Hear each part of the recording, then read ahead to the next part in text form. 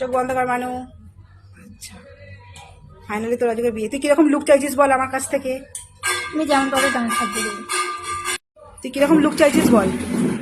তোমার যেমন মনে আছে তুমি তেমন করে দেবে। আমার পছন্দ মতো, তাই তোর কোনো চাহিদা নেই? না, আচ্ছা, বুকিং করেছিস কতদিন আগে বলতো? অনেকদিন আগে।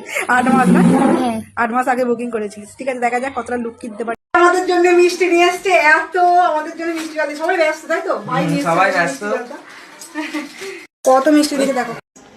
নেট টানে মানে তাহলে জুয়েলারি গুলো সেট হচ্ছে। নাও ভিডিওটা, তোমার ফোনটা কোথায় গেল? ঠিক আছে, আচ্ছা তো এটা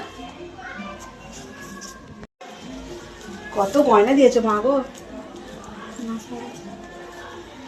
আমার এই হাসি খুশি মিষ্টি ব্রাইডের নাম ছিল অর্পিতা। ওর নিজস্ব কোনো চাহিদা ছিল না, পুরোটাই আমার ওপরে ছেড়ে দিয়েছিল। কারণ ও দু একটা বিয়ে বাড়িতেও আমার সাজানো দেখেছিল। ওর দাদার বিয়েতে, পাশের বাড়ির দিদির বিয়েতে আমার সাজানো দেখেছিল। প্রথম থেকে আমার প্রতি ওর খুব ভরসা ছিল, তাই পুরোটাই আমার ওপরে ছেড়ে দিয়েছিল। স্টেজের বাইরে বেরিয়ে আসার পর সবাই এক ডাকে বলছে লক্ষ্মী ঠাকুরের মতো লাগছে। ও তো ভীষণই খুশি ছিল, ওকে যেভাবে বলছিলাম সেভাবে পোজগুলোও দিচ্ছিল, এতটাই খুশি ছিল। একটা ব্রাইড সাজানোর পর ব্রাইডের মুখের হাসিটাই মেকআপ আর্টিস্টের সমস্ত কষ্ট চলে যায়।